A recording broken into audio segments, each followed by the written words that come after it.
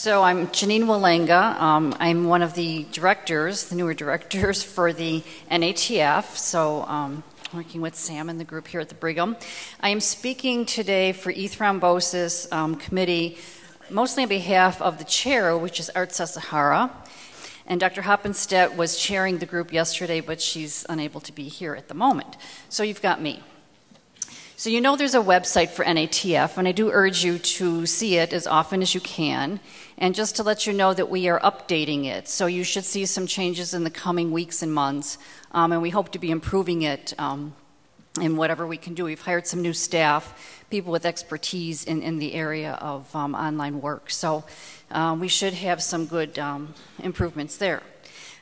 Within the website is the eThrombosis, and we've been doing this for some years now, and each of the articles that ever appear there are archived, so you can always go in and look at older articles, whatever's been published there. The group that met yesterday, we had two tasks really that we were trying to tackle. One was to rethink or think in more depth who's the audience that we're trying to address to reach eThrombosis, whatever article that we put there. And really, it's you. It's who's in this room. So it's not just to target only the clinician, not to target only the patient. We want to include everybody who is interested in NATF, all of our membership. So we want to obviously reach all of the frontline healthcare providers, including clinicians, but pharmacists, nurses, anyone who is helping patients with health care, but also, very importantly, to include the educated patient.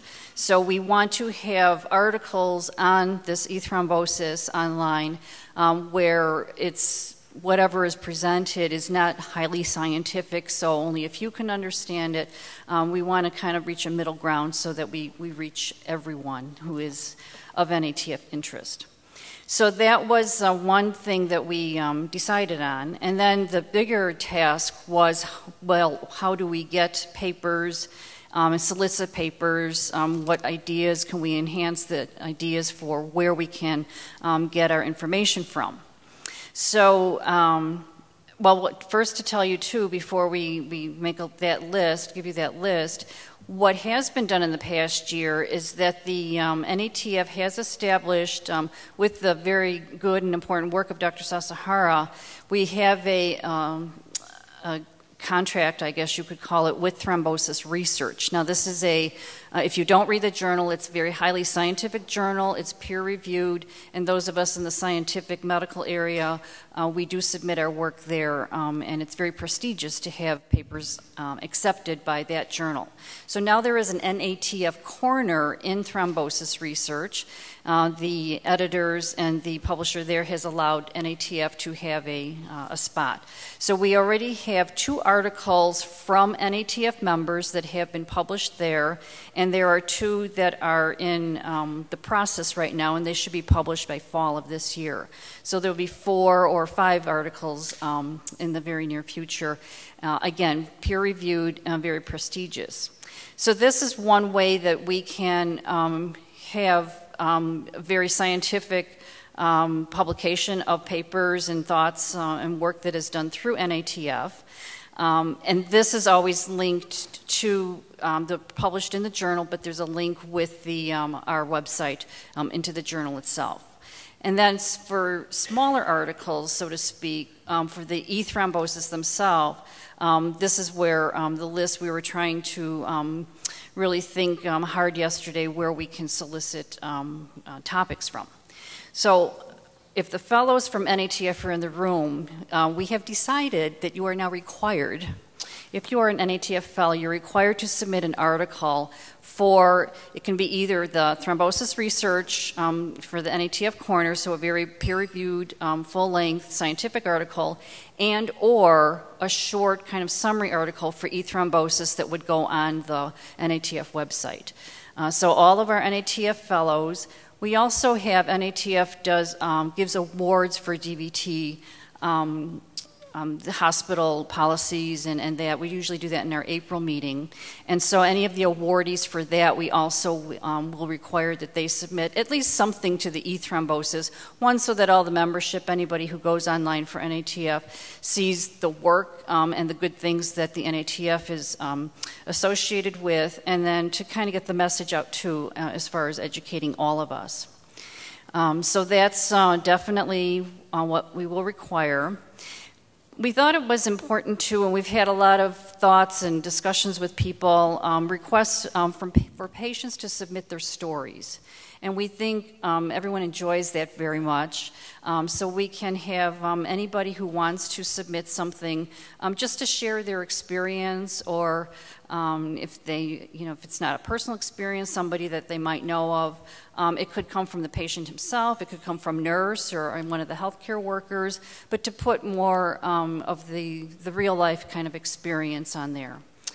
Other suggestions that came up, you probably have been hearing from the discussions today, or maybe aware through your clinical practice, that there are guideline publications that come out for the practicing clinician.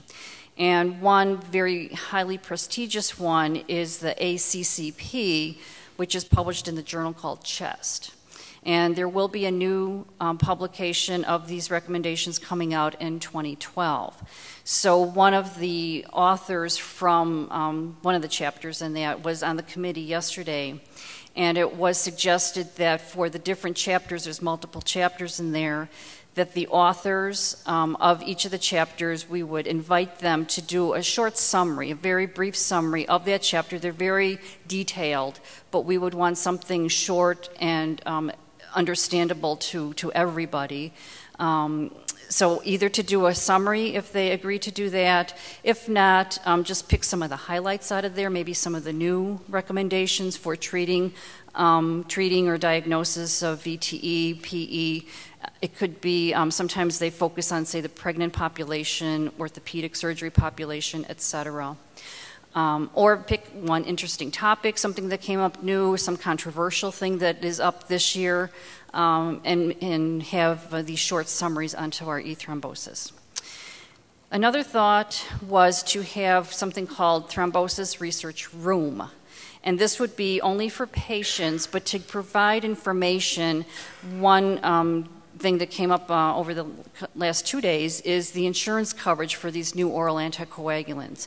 The pharmacists have information on different insurance coverages, information that they've got, and to maybe provide a source, a resource for information instead of trying to search things out wherever you can find it, but to only go to the NATF website to get a lot of the good information and things that you might need for daily life. There are always a number of new scientific articles that come out in a lot of different journals, and we thought we could have a synopsis of those new articles whenever they appear. Link it through Twitter was another thought. If there are any kind of articles that come out too, if they are scientific, we have a resource called PubMed, and we thought not to put the paper per se on the eThrombosis website, but just to put a link there. So put the topics down and have a link so that if you think the title might be interesting, maybe a couple line synopsis, you can always link to the full paper if you wanted to get more information. So we wanted to make more use of these kind of links into full-length information elsewhere. There are always a number of thrombosis type meetings around the world, and we wanted to put at least a list on our eThrombosis or somewhere on the web to just state that whatever's upcoming. Invited commentaries from experts, and also the advisory groups that are discussing things today, to have them put their summations on the eThrombosis. And for our summit meeting, to have all of our speakers also do summations on the eThrombosis. So we did come up with a lot of ideas, but we're always open for suggestion from anybody. And just contact Carolyn Kernan in the NATF office if you have any questions, or Dr. Sasahara. Thank you.